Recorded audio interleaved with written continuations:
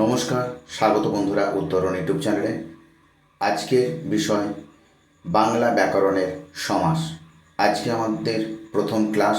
আপনারা প্রত্যেকেই জানেন যে ডাব্লিউবি যে গ্রাম পঞ্চায়েত পরীক্ষা 2026 হতে চলেছে, সেখানে কিন্তু বাংলা ব্যাকরণ থেকে সমাস, সন্ধি, কারক এগুলো পড়ে। সেই সঙ্গে প্রাইমারি টেট, আপার প্রাইমারি টেটেও কিন্তু বাংলা ব্যাকরণ থেকে থাকে, সমাস বিষয়টি থাকে। এছাড়া সিটেটে যারা ফার্স্ট ল্যাঙ্গুয়েজে বাংলা নেন তাদেরও কিন্তু বাংলা ব্যাকরণে সন্ধি, কারক ওখানে থাকে, সমাসও থাকে। আজকে প্রথম ক্লাসের প্রথম প্রশ্ন, নিচের কোনটি সমার্থক দ্বন্দ্বের উদাহরণ? দিন রাত, নাচ গান, হাট বাজার, ক ও খ উভয়। সমার্থক দ্বন্দ্ব বলতে বুঝিয়ে দিই, যে দ্বন্দ্ব সমাসে পূর্বপদ এবং পরপদের দুটো পদেরই অর্থ প্রায় এক, পদগুলির অর্থ প্রায় এক, কোনো ভিন্ন নয়, একই অর্থ বোঝায়, তাদেরকে আমরা সমার্থক দ্বন্দ্ব বলবো। দেখুন, উদাহরণ দেওয়া আছে দিন রাত। দিন আর রাত কিন্তু সমার্থক নয়, একে অপরের বিপরীত। নাচ গান, নাচ গান হচ্ছে সহচর দ্বন্দ্ব। নাচ থাকলে গানও থাকবে, গান থাকলে নাচও থাকবে, একে অপরের পরিপূরক, তার জন্য বলা হয় এদেরকে সহচর দ্বন্দ্ব। হাট বাজার, হাট বলতে যা বোঝায় বাজার বলতেও তাই বোঝায়। দেখুন, হাট এবং বাজার যদি আমরা বুঝি, হাট ও বাজার, তাহলে এখানে হাটটা কী হয়? পূর্বপদ। আর বাজার যদি হয় পরপদ, তাহলে পূর্বপদ পরপদের অর্থ প্রায় এক। হাট বলতে যা বুঝি বাজার বলতেও তাই বুঝি। আর অপশন খ, ক ও খ উভয়। না, দিন রাত্রি বিপরীত, দিন আর রাত এক নয়। নাচ আর গান সহচর হতে পারে কিন্তু এক নয়। নাচেতে অঙ্গভঙ্গি করতে হয়, গানেতে কিন্তু বাদ্যযন্ত্র, কণ্ঠের প্রয়োগ করতে হয়। নাচ আর গান একে অপরের পরিপূরক, তাহলে সহচর। আর যদি সমার্থক তন্ত্রের উদাহরণ হয় তাহলে উত্তর হবে অপশন গ, হাট বাজার। বোঝাতে পারলাম বন্ধুরা? চলে যাচ্ছি পরবর্তী প্রশ্নে। চলে এলাম পরবর্তী প্রশ্ন, যেসব পদের সমন্বয়ে সমাসবদ্ধ পদটি গড়ে ওঠে তাদের কি বলে? পূর্বপদ, সমস্ত পদ, পরপদ না সমস্যমান পদ? উত্তর হবে অপশান ঘ, সমস্যমান পদ। বলে রাখি বন্ধুরা, যেমন একটা উদাহরণ দিই, কলা বেচা, এটা হচ্ছে সমাসবদ্ধ পদ। এটাকে যখন ভাঙবো বা বিশ্লেষণ করবো বা ব্যাসবাক্য করবো, কী হবে? কলাকে বেচা। তাহলে কলাকে আর বেচা এই দুটো পদকে বলা হয়, আমরা কি বলবো? সমস্যমান পদ। তাহলে যে যে পদের মধ্যে সমাস হয় তাকে আমরা কি বলবো? সমস্যমান পদ। তাহলে কলাকে বেচা এই দুটো পদের মধ্যে কি হচ্ছে? সমন্বয়, তখন সমাসবদ্ধ হয়ে কি হচ্ছে? কলা বেচা। তাহলে কি হবে উত্তর? সমস্যমান পদ। চলে এলাম পরবর্তী প্রশ্ন, সমাস নির্ণয় করা হয় কি অনুযায়ী? পূর্বপদ অনুসারে, পূর্ব ও পরপদ অনুসারে, সমস্ত পদ অনুসারে, ব্যাসবাক্য অনুসারে? উত্তর হবে অপশান ঘ, ব্যাসবাক্য অনুসারে।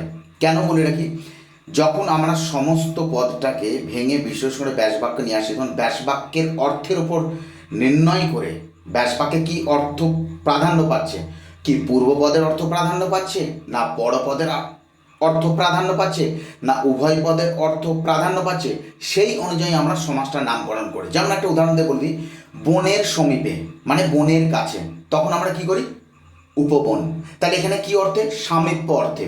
এখানে পূর্বপদের অর্থ প্রাধান্য পেয়েছে, তাহলে পূর্বপদের প্রাধান্য প্রকাশ পায় কোথায়? অব্যয়ভাব সমাসে। তাহলে সামীপ্য অর্থ কি হয়? অব্যয়ভাব সমাস। তাহলে তখন আমরা নির্ণয় করবি কি এটি সমাস, অব্যয়ভাব সমাস। তাহলে বোঝাতে পারলাম? তাহলে উত্তর হবে অপশন ঘ, ব্যাসবাক্য অনুসারে সমাস নির্ণয় করা হয়। সমাসে একাধিক পদ মিলিত হয়ে যে নতুন পদটি গঠন করে তাকে কি বলে? পূর্বপদ, সমস্ত পদ, পরপদ না সমস্যমান পদ? উত্তর হবে অপশান খ, সমস্ত পদ। যেমন বলছি উদাহরণ দিয়ে, বিনা পানিতে আছে যার, এগুলো হচ্ছে এক একটি পদ। বিনাতে, বিনা একটা পদ, পানিতে, আছে, যার, এগুলো পদ। এই পদগুলো মিলিত হয়ে একটি এক পদে পরিণত হচ্ছে, সেটা কি? বিনা পানি। বিনা পানি অর্থ আমরা বুঝেছি মা সরস্বতী দেবীকে। তাহলে উত্তর হয়ে যাবে কি? অপশান খ, সমস্ত পদ। চলে এলাম পরবর্তী প্রশ্ন, ভিভিআর। ব্যাসবাক্যে ব্যবহৃত ব্যাস শব্দের অর্থ কি? সংক্ষেপ, সংগ্রহ, বিস্তার না বিশ্রাম? উত্তর হবে অপশান গ, বিস্তার। ব্যাসবাক্য শব্দের অর্থ হচ্ছে, ব্যাস শব্দের অর্থ হচ্ছে বিস্তার। চলে এলাম পরবর্তী একটি গুরুত্বপূর্ণ প্রশ্ন। নিচের কোনটি ব্যাখ্যামূলক সমাসের প্রকার? দ্বন্দ্ব সমাস, বহুব্রী সমাস, কর্মধারয় সমাস, কোনোটি নয়। বলে রাখি, ভাষাবিদ ডক্টর সুনীতি কুমার চট্টোপাধ্যায় সমাসকে 3 ভাগে ভাগ করেছেন। কি কি? 1 সংযোগমূলক সমাস, 2 ব্যাখ্যামূলক সমাস, 3 বর্ণনামূলক সমাস। সংযোগ মানে দুটি পদের সংযোগ থাকবে, যেমন ভালো মন্দ, দ্বন্দ্ব সমাস। তাহলে দ্বন্দ্ব সমাসকে আমরা কি বলবো? সংযোগমূলক সমাস। আর যে সমাসে ব্যাখ্যা করবে, পূর্বপদ পরপদের ব্যাখ্যা করবে বা পরস্পর দুটি পদ একে অপরের ব্যাখ্যা করবে, তাকে আমরা বলবো ব্যাখ্যামূলক পদ। যেমন হচ্ছে কর্মধারায়, দ্বিগু, অবয়ভাব, তৎপুরুষ। আর বর্ণনা, যে সমাসে পদগুলি একে অপরের বর্ণনা করবে, তাকে আমরা বলবো বর্ণনামূলক সমাস। যেমন উদাহরণ হচ্ছে বহুব্রী। তাহলে এখানে উদাহরণ হবে কি ব্যাখ্যামূলক? সেটা হচ্ছে কর্মধারয় সমাস।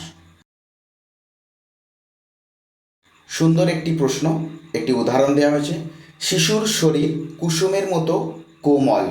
এই বাক্যে কোমল হলো একটি উপমান, উপমেয়, উপমিত, সাধারণ ধর্ম। শিশুর শরীর এখানে তুলনা করা হচ্ছে কার সাথে? না কুসুমের সাথে। কুসুম মানে ফুল। ধরে নেওয়া যাক এখানে পদ্ম ফুল বলছি আমি। পদ্মের মধ্যে কি থাকে? কোমলতা থাকে, একটা লাল আভা থাকে। শিশুর মধ্যেও কি থাকে? কোমলতা থাকে, লাল আভা থাকে।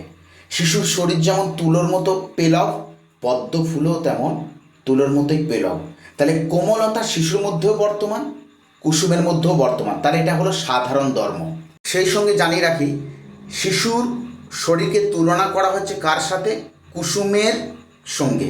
তাহলে কুসুম হয়ে গেল এখানে উপমান, আর শিশুর শরীর হয়ে গেল কি? উপমেয়। যার সাথে তুলনা করা হয় সে হয়ে যায় উপমান, আর যে তুলিত হয় সে হয়ে যায় উপমেয়। ব্যাকরণগতভাবে সমাস শব্দটির অর্থ কী?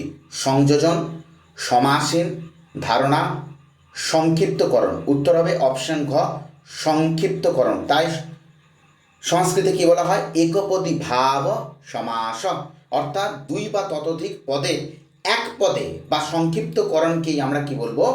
সমাস। তাহলে উত্তর হবে অপশন ঘ, সংক্ষিপ্তকরণ। চলে এলাম পরবর্তী প্রশ্ন। সমাসের ক্ষেত্রে সমন্বিত পদগুলির মধ্যে প্রয়োজন কি? সম্পূর্ণ সম্পর্ক, প্রচলন, সৌন্দর্য, ঘ অর্থ ও ধারণাগত সম্পর্ক। তাহলে উত্তর হবে ঘ, অর্থ ও ধারণাগত সম্পর্ক। সমসমান পদগুলির মধ্যে অর্থের এবং ধারণাগত সম্পর্ক থাকতেই হবে। পরস্পর অর্থ সম্পর্কযুক্ত 2 বা ততোধিক পদের মিলনের ফলে কি হয়? সমাস, কারক, সন্ধি না প্রত্যয়? পরস্পর অর্থ সম্পর্কযুক্ত 2 বা ততোধিক পদের মিলনকে আমরা বলি অপশন ক, সমাস। দ্বিগু শব্দের সাধারণ অর্থ কি? অপশন কয়ে কি আছে? 2 গুণ, 2টি গরু, 2টি গরুর সমষ্টি, না 2টি গরুর মূল্যে কেনা? সংস্কৃতে বলা হয় দৌ গভীকৃত, অর্থাৎ 2টি গরুর বিনিময়ে কেনা কোনো জিনিস। তাহলে এখানে অপশানে আছে 2টি গরুর মূল্যে কোনো কেনা জিনিসকে আমরা কি বলবো? দ্বিগু। তাহলে উত্তর হবে অপশন ঘ, 2টি গরুর মূল্যে কেনা। কথা অমৃতের ন্যায়, এখানে উপমেয় পদটি কোনটি? ন্যায়, অনুরূপ, কথা, কোনোটি নয়। এখানে দেখো তুলনা করা হচ্ছে কথা কিসের মতো? অমৃতের মতো মিষ্টি। মিষ্টতা যেমন অমৃতের মধ্যে থাকে, কথার মধ্যেও থাকে। তাহলে এখানে হবে উপমেয় কোনটি? কথা পদটি। কথাকে কার সঙ্গে তুলনা করা হচ্ছে? অমৃতের সঙ্গে। তাহলে অমৃত হয়ে গেল উপমান, আর নিজে তুলিত হচ্ছে, অর্থাৎ কথা তুলিত হচ্ছে অমৃতের সঙ্গে। তাহলে কথা হয়ে গেল উপমেয়। তাহলে অপশন গ, কথা। মৌমাছি শব্দটির ব্যাসবাক্য হল মৌ সংগ্রহকারী মাছি, মৌ নামক মাছি, মৌ যুক্ত মাছি, মৌ যে মাছি। উত্তর হবে অপশন ক, মৌ মানে মধু, মৌ এই জাতীয় শব্দ রয়েছে। তাহলে মৌ সংগ্রহকারী মাছি, অপশন ক। কোনো উপমায় স্পেলিং মিস্টেক আছে, ওটা উপমায় হবে। কোনো উপমায় যার সঙ্গে তুলনা করা হয় তা হলো কি? উপমান, উপমিত, উপমেয়, সাধারণ ধর্ম।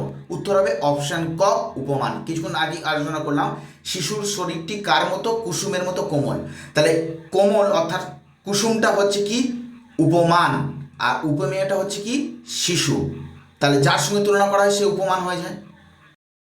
ধ্বনির মিলনকে কি বলা হয়? সমাস, কারক, সন্ধি, প্রত্যয়। উত্তর সবাই জানেন, অপশন গ সন্ধি। সামীপ্য অর্থে অব্যয়ভাব সমাসের উদাহরণ। প্রতিদিন, উপনদ, উপভাষা, অনুবাদ। অব্যয়ভাব নানা অর্থে হয়, সামীপ্য অর্থে হয়, পশ্চাৎ অর্থে হয়, যোগ্যতার অর্থে হয়, বিপসা অর্থে হয়। এখানে প্রতিদিন বিপসা অর্থে হয়েছে, উপনদ নদের সমীপে এইটি সামীপ্য অর্থে হয়েছে, উপভাষা সাদৃশ্য অর্থ হয়েছে ভাষার সদৃশ, অনুবাদ যোগ্যতা অর্থ হয়েছে বাদের যোগ্য। তাহলে এখানে উত্তর হবে উপনদ অর্থাৎ নদের সমীপে। আজ এই পর্যন্তই থাক বন্ধুরা, আবার দ্বিতীয় পর্বে আমরা সমাস নিয়ে আলোচনা করব। প্রশ্নগুলো ভালো লাগলে অবশ্যই একটি লাইক এবং চ্যানেলটি সাবস্ক্রাইব করে যাবেন। এই ইউটিউব চ্যানেল থেকে শর্ট ভিডিওতে এবং লং ভিডিওতেও কিন্তু নিয়মিত ইতিহাস ভূগোল থেকে প্রিভিয়াস ইয়ারে যে সমস্ত প্রশ্নগুলি ভারতের ইতিহাস ভূগোল থেকে এসেছে সেগুলো তুলে ধরা হচ্ছে। ভালো থাকুন, সুস্থ থাকুন, ধন্যবাদ।